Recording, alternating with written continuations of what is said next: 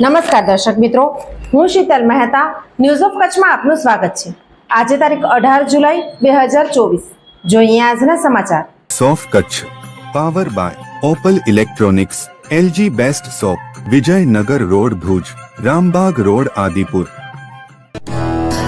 Power by KC jewellers, latest fashion ડિઝાઇનના ઓર્નામેન્ટ્સનો વિશ્વાસપાત્ર શોરૂમ, હોસ્પિટલ રોડ ભુજ।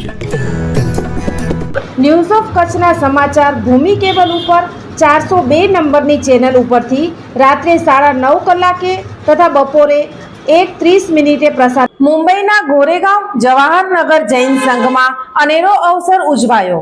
પૂજ્ય ગચ્છાધિપતિ તથા આચાર્ય ભગવંતની નિશ્રામાં 3 દીકરા અને 7 દીકરીઓને દીક્ષાનું મુહૂર્ત પ્રદાન કરાયું। તાજેતરમાં મુંબઈમાં ગોરેગાંવ મધ્યે જવાહરનગર જૈન સંઘના અનોખા અવસરની ઉજવણી થઈ હતી।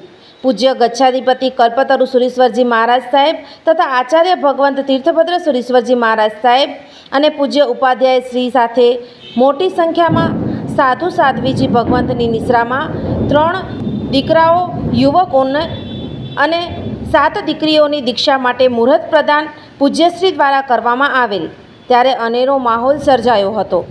ખીચોખીચ ભરેલ વિશાળ ઉપાશ્રયમાં પગ મૂકવાની પણ જગ્યા રહી નહોતી, એટલી મોટી સંખ્યામાં ભાવિકો ઉપસ્થિત રહ્યા હતા।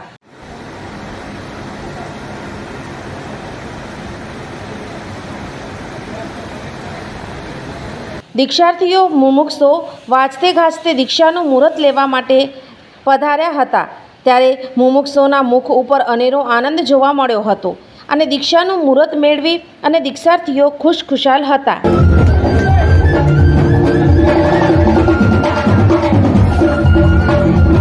આ પ્રસંગે પૂજ્ય ગચ્છાધિપતિ તથા પૂજ્ય આચાર્ય ભગવંતે વ્યાખ્યાન આપી સંસાર છોડી દીક્ષા ગ્રહણ કરવાનો સંકલ્પ લેનાર મુમુક્ષુની પ્રશંસા કરી આશીર્વાદ આપ્યા હતા।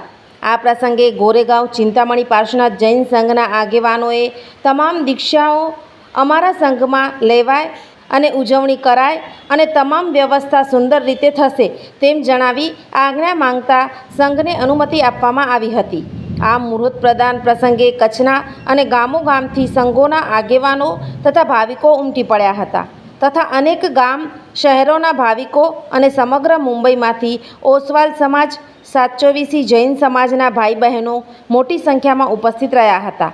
મુહૂર્ત પ્રદાન થયા બાદ સૌ પ્રથમ દીક્ષાર્થીનું બહુમાન કરવાનો લાભ માતુશ્રી ઉજમબેન તેજપાલ સાતુંદા દુધઈ ઘાટકોપરને મળ્યો હતો।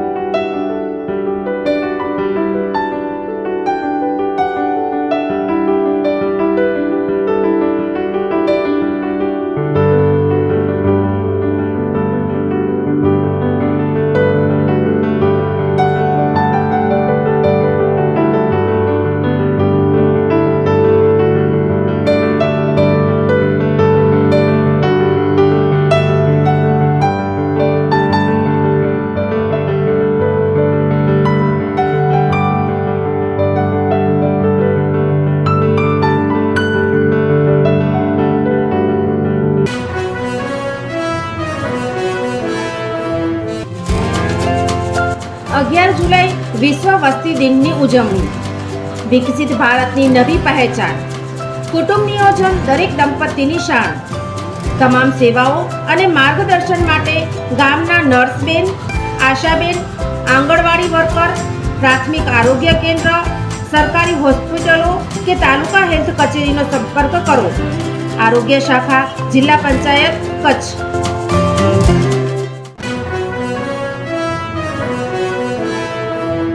દર્શક મિત્રો, આ હતા આજના સમાચાર. આવતીકાલે ફરી મળીશું. ત્યાં સુધી મને રજા આપશો. નમસ્કાર.